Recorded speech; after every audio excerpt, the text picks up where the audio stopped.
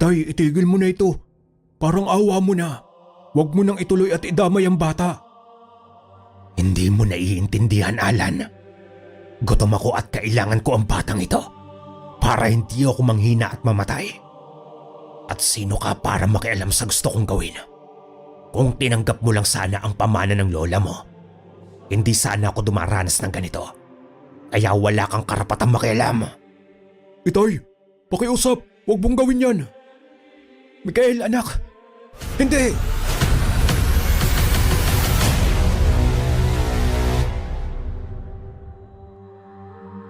Ang kwentong mapapakinggan ninyo sa araw na ito ay hango sa tunay na buhay. Karanasan ito ni Ismael, taong 2000, sa isang isla sa Visayas. Nang magbakasyon kami ng naging mag-ina ko sa aming baryo sa isla ng taong yon, doon nagbago ang pananaw at paniniwala ko. Magmula nang mangyari ang karanasang namin yon, tawagin nyo na lamang akong Ismael. 25 anyos pa lang ako noon nang mangyari ang siyang nagpabago ng gusto sa buhay namin. Buwan iyon ng Abril. Nagdesisyon akong umuwi ng probinsya matapos kong malaman sa isang kakilala na 2 taon na raw ang nakakalipas mula nang pumanaw ang lolo ko, nang hindi ko man lang nalaman at nakikita sa loob ng 7 taon. Matapos kong lumuwas habang nasa edad 18 anyos pa lang ako noon. Ang ama ng nanay ko kasi ang siyang nagpalaki sa akin matapos maghiwalay ang mga magulang ko. At dala ng kahirapan kabaryo. Kaya naman naisipan kong lumuwas at makipagsapalaran sa Maynila. Dito ko na rin nakilala itong si Mira na nooy nasa edad 22 lamang. Hanggang sayayain ko siyang magsama na kami matapos niyang magdalang tao. Nang mag5 buwan na ang bata, saka lamang ako nagpasya na bumalik ng isla kasama na ang mag-ina ko. Matapos ng napakahabang biyahe, narating din namin ang pantalan ng islang kinamulatan ko. Nang malanghap ko ang sariwang hangin at tubig dagat, muling nanariwa sa alaala ko ang nakaraan na sobrang namiss ko pa rin pala. Dahil nang makabalik na ako, para bang panandalian ding nawala ang pagod at problemang iniisip ko tungkol sa trabahong iniwan ko sa lungsod. Agad naman akong namukaan ng pinsan kong si Giovanni nang sunduin kami nito sa pantalan ng araw din yon. Nang makita ko ito, ay hindi ko ring napigilang maging emosyonal dahil gaya ko ay marami na ring nagbago sa pinsan kong itinuring kong nag-iisang utol at kasanggang dikit ko mula pagkabata. Mabilis ako nitong nilapitan at niyakap na may kasama pang tapik sa likuran ko. Dala rin ang pananabik, mababakas sa mukha nito na para bang hindi ito makapaniwala. Maligayang pagbabalik, insan. Aba, ibang-iba na talaga kapag namuhay ka sa lungsod, ano? Tignan mo nga at nagmukha ka ng Adonis ngayon. Samantalang dugyuting ka pa noon bago ka umalis. Si Manong talaga mapagbiro pa rin hanggang ngayon. Ito nga po pala si Mira ang asawa ko. At ito naman ang anak naming si Mikael. Mabuti at natanggap ninyo ang ipinadala kong sulat na darating kami ngayong araw. Mukhang malaki na rin ang pinagbago ng isla. Aba, oo naman. 7 taong ka rin kayang nawala. Oo nga pala. Welcome sa baryo namin, Mira. Masaya akong makilala ka. Tawagin mo na lang akong Manong o Kuya Gio. Noong una hindi pa ako makapaniwala na nag-asawa na ang batang ito. Pero bakit nga ba ngayon mo lang naisipang umuwi, insan? Hindi mo na tuloy inabutan pa si Lolo. Nagtampo tuloy ang matanda. Kaya nga po, Manong humihingi talaga ako ng tawad at pasensya sa inyo ni Tio. Na hindi ko man lang nadalaw si Lolo bago siya pumanaw. Mahirap din kasi na pareho tayong nawalan ng komunikasyon habang naroon po ako sa Maynila. Lalo na't palipat-lipat din ako ng lugar at tirahan dahil sa paghahanap ko ng matinong trabaho na mapapasukan. Sa bagay, alam ko naman na uunawa niyo ni Lolo. Kaya nga hindi rin niya kami napilit pang hanapin ka mula nang magkasakit siya. Hayaan mo Manong, dadalaw na lang ako sa puntod ni Lolo para maipakilala ko rin sa kanya ang mag-ina ko. Sumakay kami ng kariton o karo ng pinsan ko na hila-hila pa ng kalabaw. Dahil noon ay madalang pa ang pagkakaroon ng pampublikong transportasyon gaya na lamang ng tricycle o habal-habal sa isla. Gayong maliit na komunidad lamang ang nasasakupang lugar namin at halos wala pang patag na daanan o kalsada para bumiyahe ang pampasaherong sasakyan papasok sa baryo namin. Ngunit mula nang magkaisip ako, nakagawian na ng mga taga roon na kapag may bagong salta o bumalik na taga-baryo na nagmula sa malayo, mainit ang kanilang pagtanggap at pagkilala sa mga ito. Ang mga kapitbahay ay laging nasa labas ng kanilang mga tahanan para makiusyoso at bumati sa mga bagong dating na panauhin. Kaya naman pinagtatakhan ko talaga nang wala man lang ni isang taong nagbukas ng kanilang pintuan nang dumating kami sa bahay ni Lolo, na ngayon ay pag-aari na pala ng pamilya ng pinsan ko na nag-iisang anak ng tiyuhin kong kapatid ni nanay. Higit ko ring pinagtakhan noon ang seryosong anyo ni Tio Jonas nang sumalubong sa amin sa harap ng bahay. Kahit si Mira ay mababakas din ang pagkailang sa kanyang muka nang harap-harapan siyang titigan ng tiyuhin ko. Partikular na sa batang karga nito na nakatulog na dahil sa haba ng aming naging biyahe. Nang palihim kong balingan si Giovanni, kahit ito ay mababakasan din ang pagtataka dahil sa inasta ng ama nito.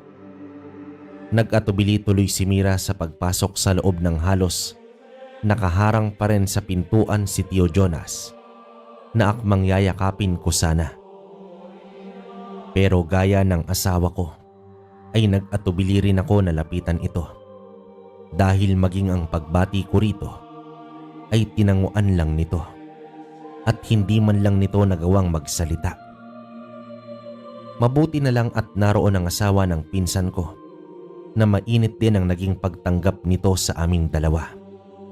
Magkatuwang sila ni Giovanni sa pagpasok ng mga gamit namin sa loob. Muli nilang ipinagamit sa amin ang naging silid ko sa bahay na yon mula pagkabata.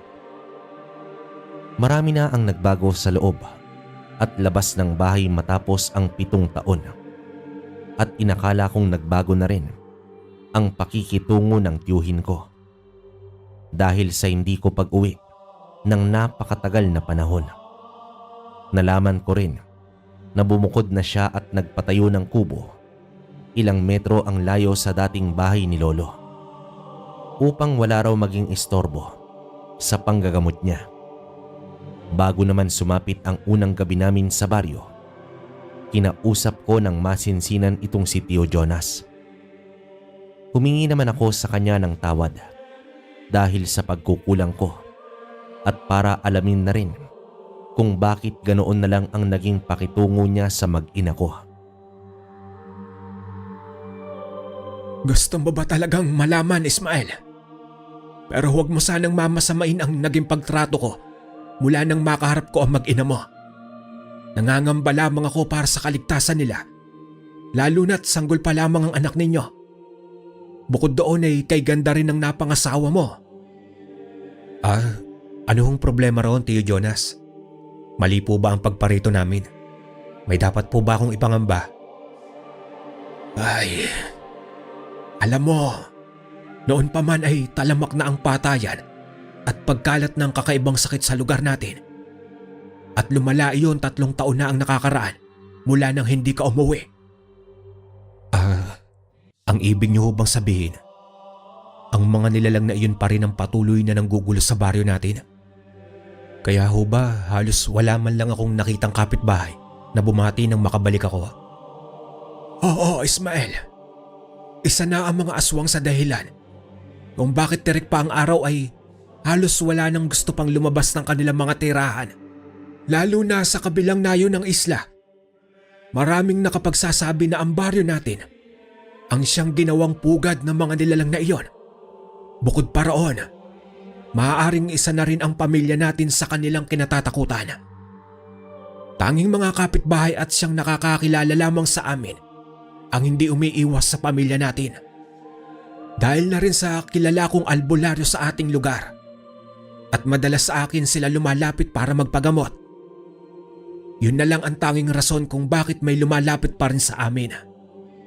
Ano po ang ibig ninyong sabihin, Tio Jonas? Bakit kayo iniiwasan ng ibang tao? Sinabi naman ito ang dahilan na isa raw si Tio Jonas sa pinagkamalang aswang noon dahil lang sa isang pamilyang humingi ng tulong sa kanya na hindi niya nagawang masalba ang buhay. Magmula noon, nalaman nilang may nagkalat ng paratang na isa siyang peking sorhano at siya mismo ay isa ring aswang na nambibiktima ng kanyang nagiging pasyente. Sa mga nalaman ko, halos manlumo naman ako at hindi ko rin napigilang makaramdam ng puot sa mga taong gumawa ng kasinungalingan tungkol kay Tio Jonas.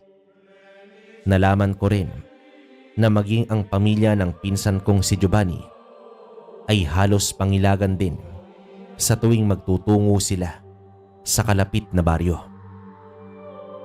Pero ang hindi alam ng marami, isang manunugis ng aswang ang pinsan kong yon.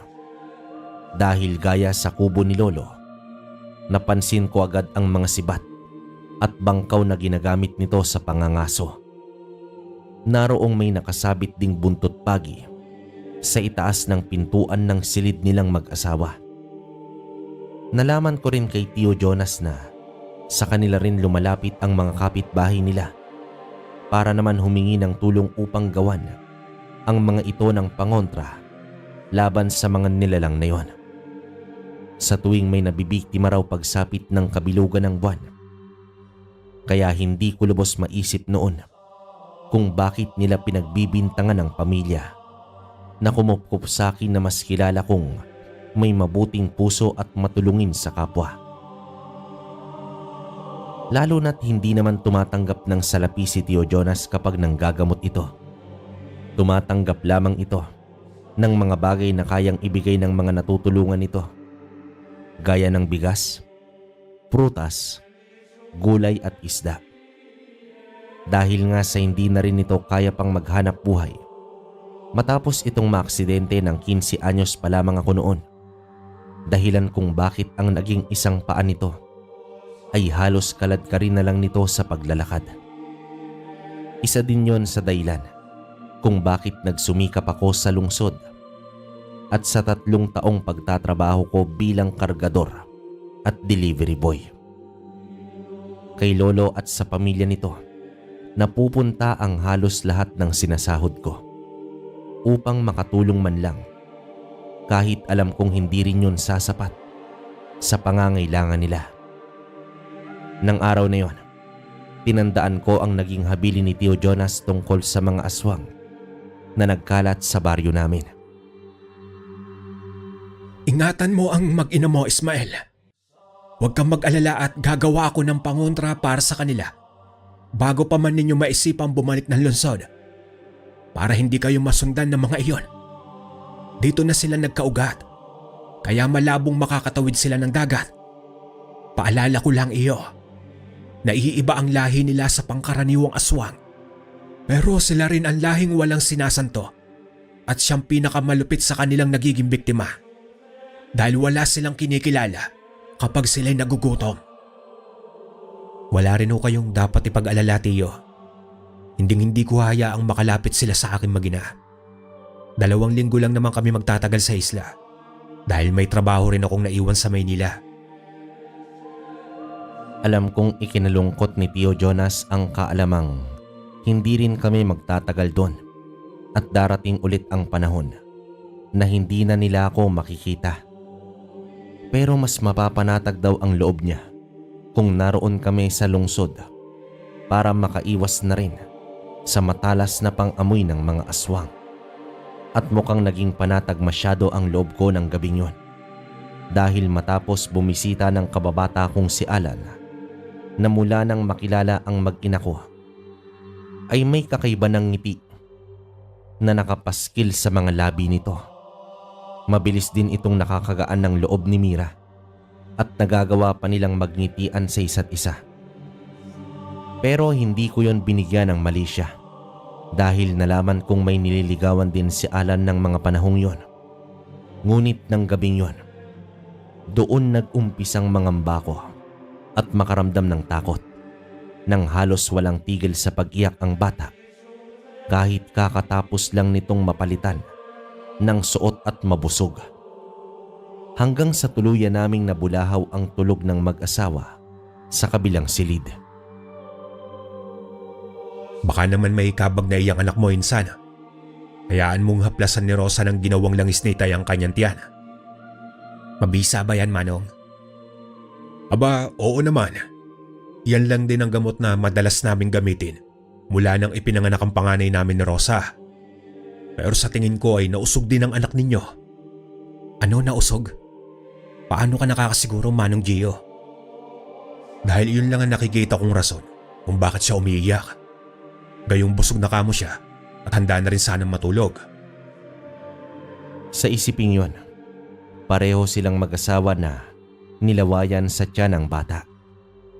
Lumipas ang kalahating oras na hindi ito umiyak at inakala naming epektibo at totoong nausog nga ito. Subalit makaraan lamang ang ilan pang minuto, muli na naman itong pumalahaw ng iyak hanggang sa hindi na yon naampat pa. Iyon ang unang beses na mangyari iyon kay Michael dahil tahimik na bata lamang ito at hindi rin iyakin. Nang maisip ko ang pinag-usapan namin ni Tio Jonas at ang paghingi nito ng tulong, nakarinig na lang kami ng katok sa pinto at pagtawag mula sa labas ng bahay. Nakahinga naman ako ng maluwag noong dumating ang tiyuhin ko. Dinig na dinig mula sa kubo ang iyak ng anak mo, Iho. May problema ba? Yun na nga ho ang problema, Tio Jonas. Kanina pa kasi hindi matigil sa pag-iyak si Mikael. Wala rin nung bisa ang langis na galing sa inyo para huminto na siya. Ginawa na rin namin ang paraan kung sakaling nausog nga siya. Pero wala pa rin nung saysay at lalo pa siyang sinumpong.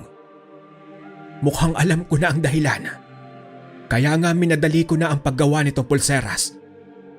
Ihipasuot ninyo ito sa kanya. Tinitiyak kong mahihimbing na rin ang tulog niya. Gaya ng pangako ni Tio Jonas, nakatulog din ng maimbing si Michael. Pinayuhan kami nito pagkatapos na magbudbud daw ng asin sa paligid ng bawat bintana bago naman ito umalis. Kahit may pagtataka sa mukha ni Mira, ay hindi ko ipiniliwanag sa kanya ang rason at sinabi kong iyon ang pamahiin sa aming lugar. Hindi ko inamin sa kanya ang tungkol sa gumagalang aswang dahil ayokong matakot siya at agad kaming mag-alsabalutan nang hindi ko pa nadadalaw itong si Lolo. Lumaki sa syudad si Mira at alam kong hindi siya basta naniniwala tungkol sa mga alamat ng lugar namin hanggat hindi niya mismo nakikita. Nang sumunod na araw, muli naming naging panauhin si Alan. At nang malaman ito, napupunta kami sa puntod ni Lolo ng umagang yon. Nagpumilit naman itong sumama. Sama ako, Ismail, ha?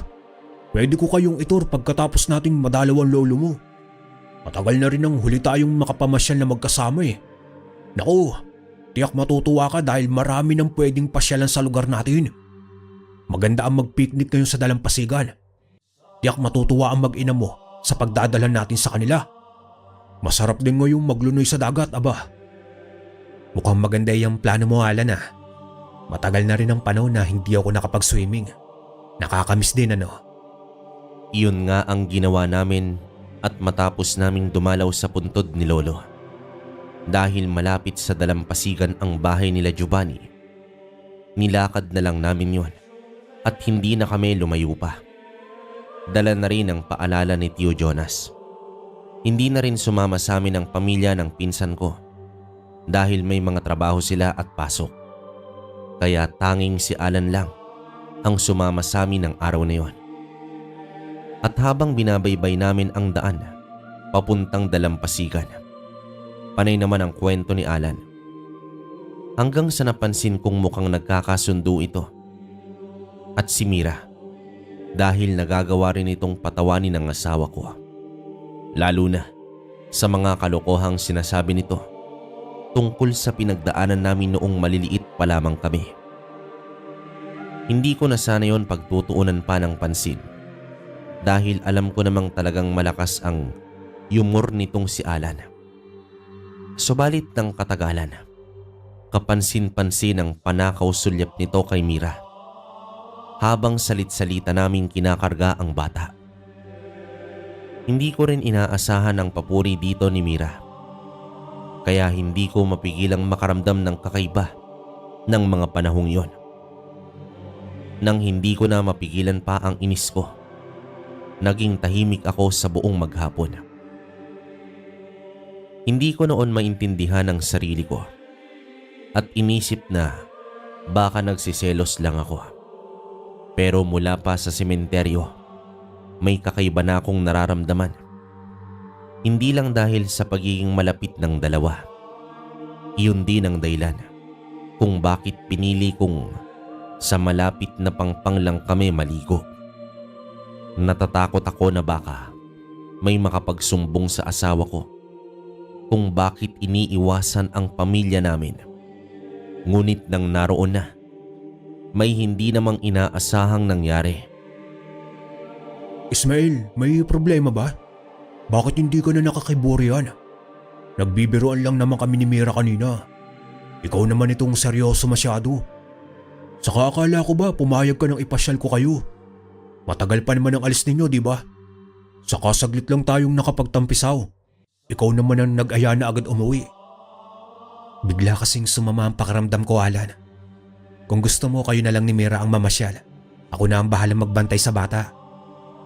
Hoy, pre. Seryoso ka? Ito naman oh. Hahayaan mo talaga kami lang ang mamasyal? Baka magsisi ka. Hindi ko naman alam kung guni-guni ko lamang yon o dala ng hinala. Dahil nang huling maligo ang dalawa sa dagat, habang ako ay nagbabantay sa bata, naroon ang pakiramdam na para bang may nagmamasid sa amin mula sa malayo. Hanggang sa tuluyan na ngang umiyak si Michael na para bang naulit na naman ang nagdaang gabi. Iyon din ang dahilan kung bakit napaaga ang pagliligpit namin pauwi. Ngunit hindi yon sineryoso ni Alan, na akala niya ay tinutopak lang ang bata. At maging si Mira ay nakaramdam din ng pagkayamot dahil naabala ang bonding namin. Halos ayaw na nitong buhatin ang anak nang pauwi na kami. May kakaibang kilabot din akong naramdaman nang kusang manayo ang mga balahibo ko sa batok nang pauwi na kami noon. Na para bang sinusundan kami ng tingin kahit wala naman akong napansing may tao sa paligid namin bukod sa aming apat. Dahil naman sa gatong o pagbibiro ni Alan, sa init at selos ko, hindi ko napigilang pagtaasan ito ng boses at iwanan ng dalawa. Nauna naman akong umuwi, kalong ang aburidong si Michael, at hindi ko inaasahang kesa ang sumunod sa akin, nagawa pang muling makipagkwentuhan ni Mira kay Alan. Nakapagtimpi pa ako noon dahil sa pangako ko kay Mira matapos ng pinagdaanan namin. Nang malaman ng pinsan ko ang nangyari sa bata, sinabi niyang pausukan daw namin ito sa pagkakaakalang nabati lang. Bakit kasi nakalimutan yung magdala ng luya? Dapat kinakabitan mo sa katawan ng bata kahit saan kayo magpunta. Kahit na may proteksyon na ibinigay sa itay. Hindi naman lahat ng nilalang ay tinatablan yon. Sana nagpaalam man lang sana kayo roon sa pinuntahan ninyo bago kayo nagsaya at naligo. Pareho kayong bagong salta rito. Kahit sabihin pang dito ka na lumaki, Ismael, may kasama kang hindi pamilyar sa lugar natin. Kaya mas maaapektuhan sila sa pagbabago ng paligid. Nakalimutan ko nga Manong Gio eh. Hayaan mo't hindi na iyon mauulit pa. Hindi na rin sinumpong pa ang bata ng gumabi na. Pero nang sumunod na araw, matapos kong makipagkwentuhan kay Tio Jonas sa kubo nito, napansin ko si Michael na pumapalahaw ng iyak sa kuna na ipinagamit ng mag-asawa sa amin. Nang makabalik ako sa bahay nila Giovanni, akmang lalapitan ko na ito noon. Pero para naman akong napako sa kinatatayuan ko sa harapan ng pintuan. Sa tabi kasi ng kuna nito, may nakatayo noong napakalaking itim na aso. Nakadungaw ito sa bata mula sa siwang ng kuna. Nakatalikod ito sa direksyon ko. Kaya naman hindi ko makita ang mukha nito. Pero sigurado naman ako na isa nga yung aso. Ipinagtaka ko lang kung kaninong alaga yon. Gayong wala namang hayop na alaga ang mga tao roon. Hindi ko na lang mawari noon kung bakit hindi ko na naman napigilang kilabutan. Patuloy ang iyak ni Michael kaya nilapitan ko na ito. Para na rin sana itaboy ang aso kung sakaling magalit ang pinsan ko na may nakapasok na hayop sa bahay nila. Subalit bago pa man ako noon makalapit, nagawang lumingon ng aso. Nagulat at kinabahan ako nang makita ko ang namumula nitong mga mata. Kakaiba ang itsura nito sa pangkaraniwang aso. Sa pag-aakalang mabangis ito, mabilis kong dinampot ang 2x2 na kahoy na siyang ginagawang pandoble sa kandado ng pinto roon. Pero mabilis nang nakaalis ang aso nang makita akong lumalapit. Dumaan ito sa kusina. Nang sundan ko, mabilis na itong nakalusot sa siwang ng pinto roon na mabilis ko ring kinandado. Nang silipin ko kung nakalayo na ang aso, nakapagtataka pa ang mabagal na pagkilos nito habang nakalingon sa direksyon ko. Hindi ko na lang yon pinansin at hinanap itong si Mira. Ngunit hindi ko lang ito mahagilap ng mga oras na yon. Walang taong naiwan sa loob ng bahay. At kahit anong pagtawag ko ay walang sumasagot. Hanggang sa dumating si Giovanni mula sa labas na may bitbit na sako. Saan nga pala nagpunta si Mira, Manong Gio? Kanina pa kasi umiiyak si Michael at mukhang gutom na ang bata. Oh, akala ko ba'y nagpaalam sa'yo? Saka kanina nakita ko si Alan na nanggaling sa kubo ni Itay. Akala ko ay ikaw ang pinuntahan noon. Alam mo naman yun na takot iyong kay tatay eh. Hindi naman kami nagkita ni Alan. Saka si Manang Rosa pala nasaan.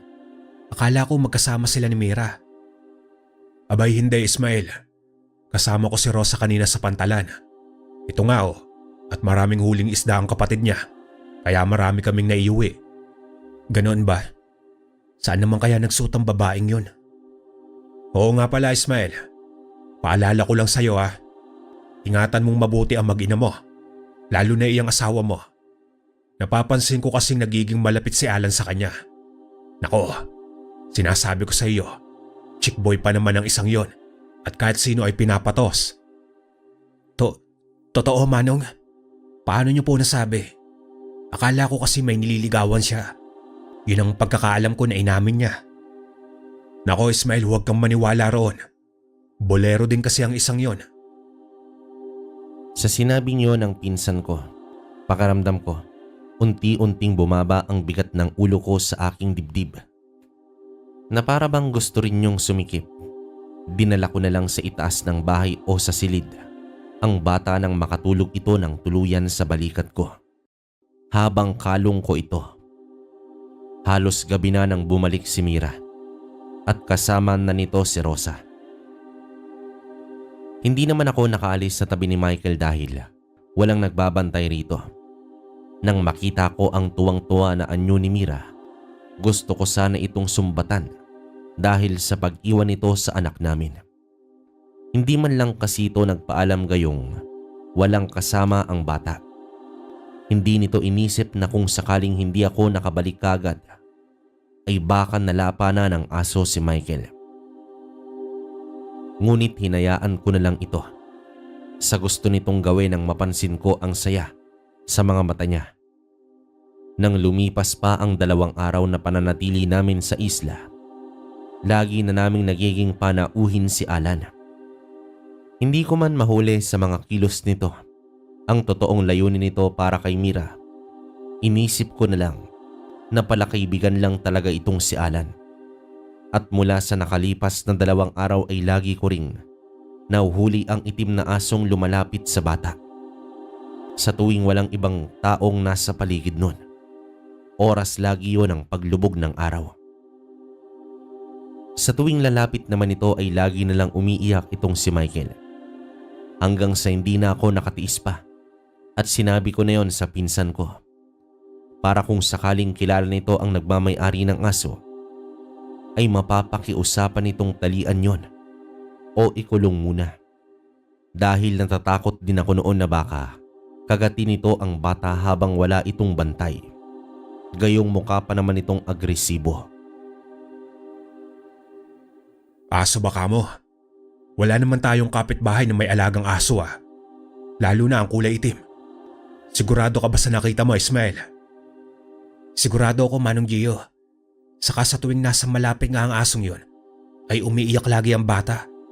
Para bang takot na takot siya. Nako, delikado. Baka naman nagpapanggap na aso lang pala iyon. Tuwing anong oras mo ba nakikita? Paano kaya nakakapasok yun sa loob ng bahay?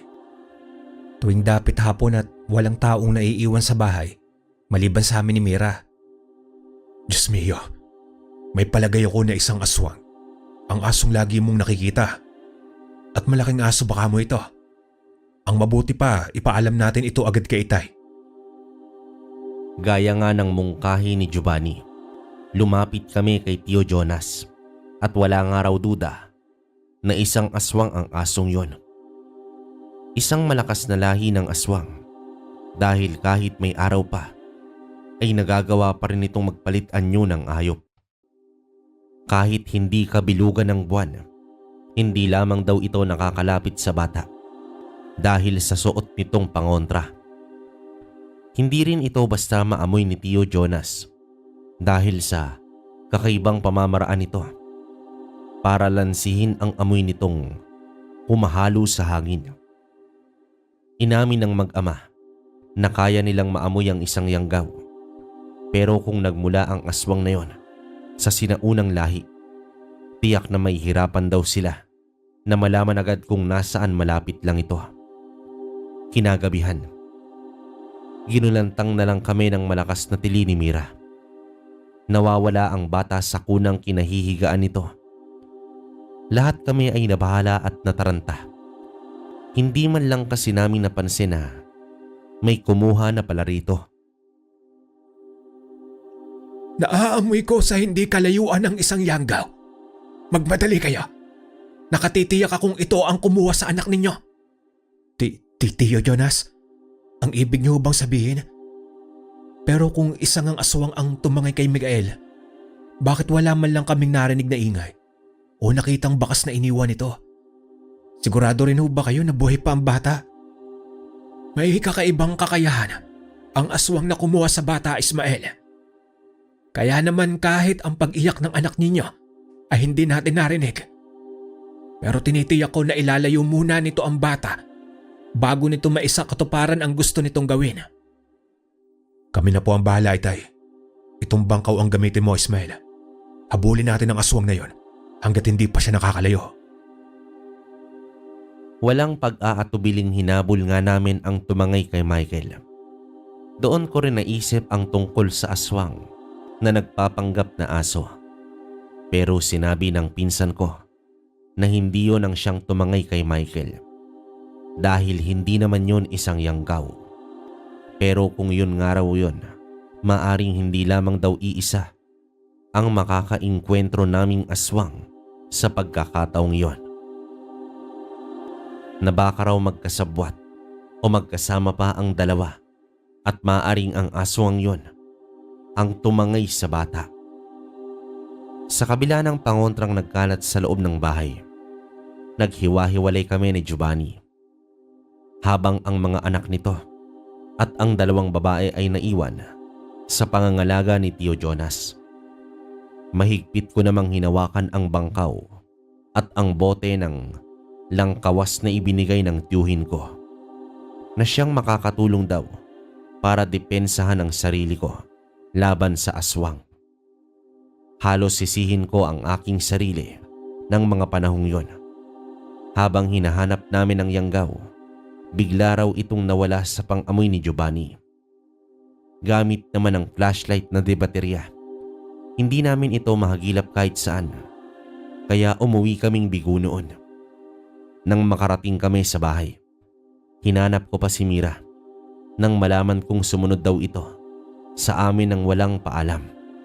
Pero nang maabutan ko ito sa likod ng kusina, malapit sa balon, halos kumulo ang dugo ko sa akin nakita. Nahuli kong magkasama silang dalawa ni Alan, masinsinang nag-uusap habang magkayakap. Anong ibig sabihin nito, Alan? Mira, bakit kayong magkasama at magkayakap? Sabihin niyo, bakit? Pre, Ismael, nagkakamali ka lang na akala. Pare, ano kasi? Ano, Alan? Na pareho niyo akong iniiputan sa ulo habang nakatalikod ako? Ganon ba? Mira, ano ito? Pero hindi ko inaasahan ang inamin ni Mira. Siya na mismo ang nagsabi na nagkagusto na siya kay Alan, na hindi niya raw sinasadya ang nararamdaman niya para dito, na sa maikling panahon lamang ay nahulog na ang loob niya rito. Halos mapasigaw ako ng mga oras na yun. Gusto kong sugurin si Alan at ihulog pareho ang dalawa sa malalim na balon na nasa likuran lamang ng mga ito. Pero pilit akong nagtimpi noon. Bagamat sa uli ay hindi ko na rin napigilan pa ang sarili kong sumbatan itong si Mira. Tinanggap kita, Mira. Ang buong pagkatao mo. Kahit nagmula ka pa sa putikan. Kahit na hindi ko naman talaga kadugo si Mikael. Para lang hindi ka mapahiya sa pamilya mo. Tinanggap ko kayong mag-ina at itinuring ko ring pamilya. Tapos ano? Ganito pa ang igaganti mo. Saan ba ako nagkulang? Binigay ko naman lahat sa iyo, di ba? Ang akala ko, nagbago ka na. Ismael, huwag ka na muna magsalita ng ganyan kay Mira. Tumahimik ka, Alan, dahil wala kang alam. Sobrang nag-aalala ako para sa kaligtasan ng anak mo, Mira. Tapos pagbalik ko, makikita kitang kasama ang lalaking ito. Hindi ka man lang ba nag-alala para sa anak mo? Alam mo ba kung ano ang tumangay kay Mikael? Ha, Mira? Isang aswang. At baka nga nilalapa niya na ang bata sa mga oras na ito. Tapos nagawa mo pang makipaglandian sa mga oras na ito. Oh, anong ibig mong sabihin, Ismael? Oh, aswang? Hindi, imposible. Sandali naman akong natigilan noon dahil sa naging reaksyon ni Alan, na maging si Mira ay parang natuklaw ng ahas at hindi nakagalaw sa kanyang kinatatayuan. Naging balisa kasi ito. Bigla lang hindi naming inaasahan. Akmang hahawakan sana nito ang kamay ni Mira, pero umiwas ito at lumapit sa akin habang humihikbi at nagpapaliwanag na hindi ko naman pinansin dahil kay Alan natuon ang atensyon ko. Ano ang imposible sa sinasabi mo, Alan? Hindi ba dapat ikaw ang mas nakakaalam ng totoo? Dahil matagal kang nanirahan sa baryo. Alam mo rin kung bakit iniiwasan ng pamilya namin. Ngayon sa tingin mo, totoo pa rin bang may kinalaman ng tiyuhin ko at ang pamilya niya sa nangyayaring patayan sa lugar natin? Kung nasa paligid lang pala mismo ang mga tunay na aswang? Noong una nga gusto rin sana kitang paghinalaan kung bakit gustong gusto mo makipagpalit sa magina ko. Yun pala ay iba ang motibo mo. Dahil si Mira pala ang punterya mo. Ismael, tama na yan. Ang mabuti pa gumawa muna tayo ng paraan kung paano mababawi ang bata mula sa mga aswang na yun. Inosente ang bata. Ano man ang mangyari sa pagitan ninyo ni Mira, isantabi nyo na muna iyan. Madali lang yan sabihin, Manong. Dahil wala kayo sa kalagayan ko. Kung alam ko lang na mangyayari ang ganito, sana pala, hindi na lang kami tumuloy pa. Hindi sana mangyayari ito. Hindi sana sila nagkakilala. Hindi ko naman pinansin ang pakiusap ng pinsan ko at pagsusumamo ni Mira. Habang ito ay halos magmaluhod na sa harapan ko. Panandali ang naging blanko ang lahat sa akin ng mga oras na yun. Ngunit nang marinig namin ang iyak ng isang sanggol sa hindi kalayuan, doon lamang ako natauhan. Pero bago pa namin matunton kung saan yun, biglang nagsalita si Alan na halos manilim ang paningin ko. Hindi lamang dahil sa kadiliman ng paligid namin. Halos hindi na ako nakapagpigil pa na sugurin ito at suntukin sa muka. Pero pinigilan ako ng pinsan ko. Patawad, Ismael. Hindi ko alam. Pero nakatitiyak akong may kinalaman si tatay. Ang totoo niyan, isa siya sa pinaghihinalaan yung aswang. Ano? Tama ba ang narinig ko, Alan? Hayop ka, Alan. Kung totoo man yung sinasabi mo, hinding-hindi kita mapapatawad kung may mangyaring masama sa bata. Minahal ko yun at itinuring na anak eh. Kahit na pareho niyo pa akong niloloko. Inosente ang bata at labas na siya sa namamagitan sa atin. Kung hindi ka gagawa ng paraan para pigilan ang ama mong aswang, ikaw mismo ang uunahin kong ipadala sa impyerno. Ismael, tama na yan. Puntahan na natin sila hanggat hindi pa huli ang lahat.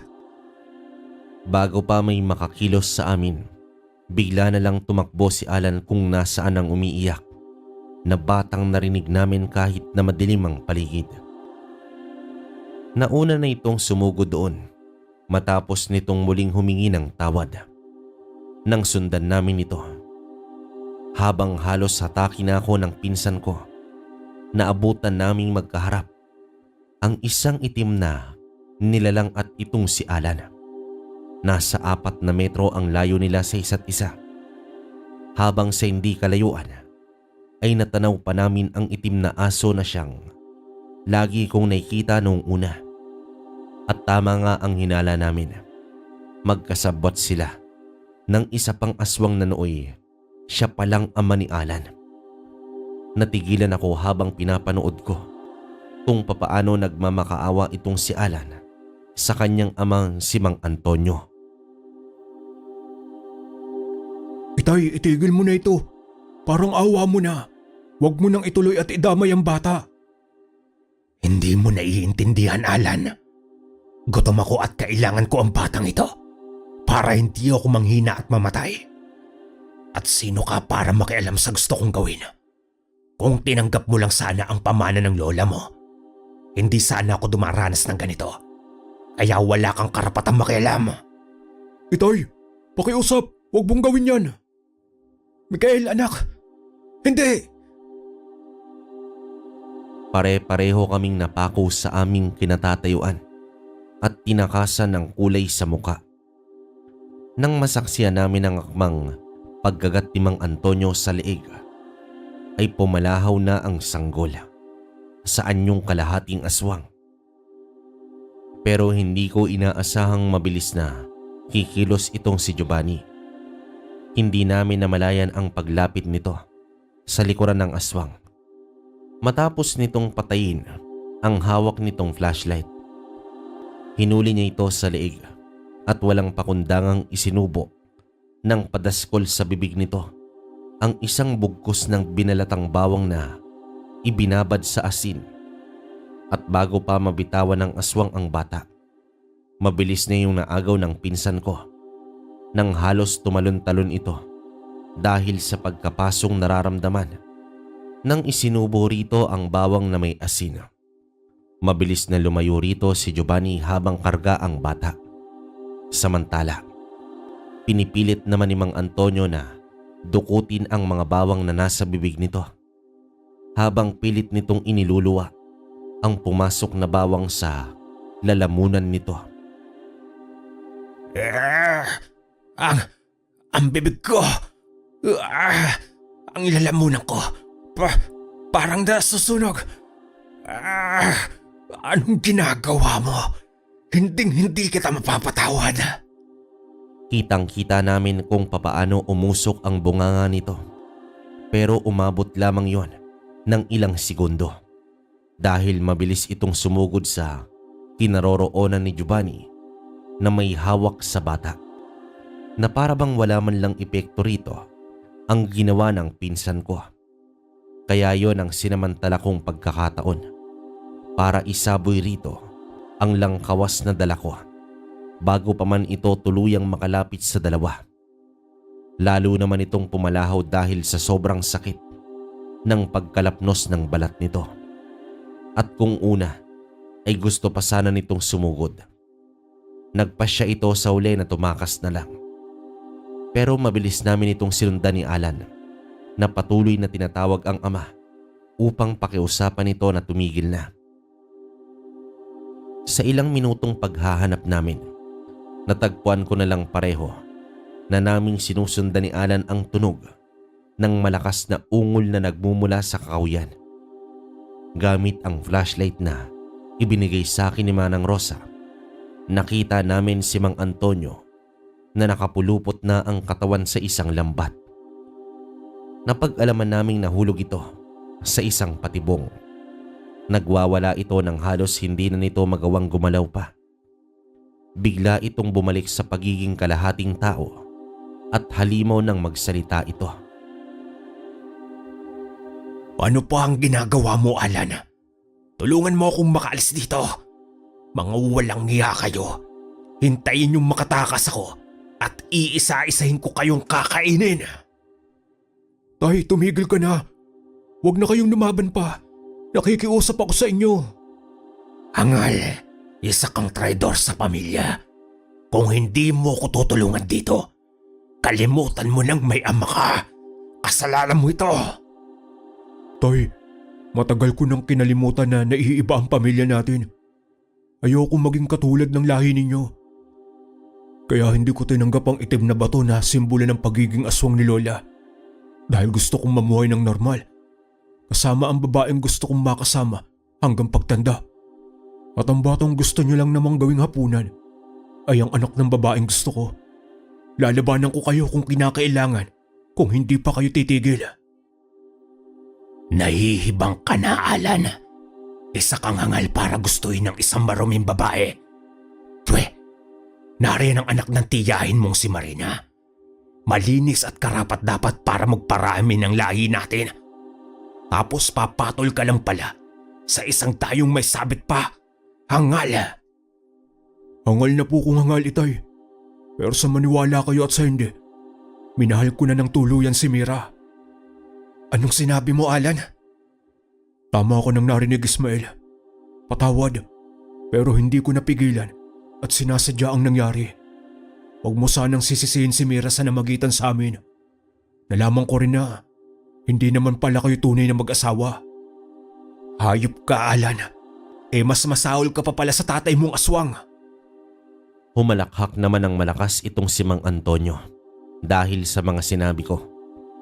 Para itong nabuhayan ng loob, pero bago pa ito tuluyang magsaya dahil sa nakikitang paghihirap ko, mabilis ko itong nilapitan at walang pagdadalawang isip na itinarak sa katawan nito ang hawak kong bangkaw o sibat.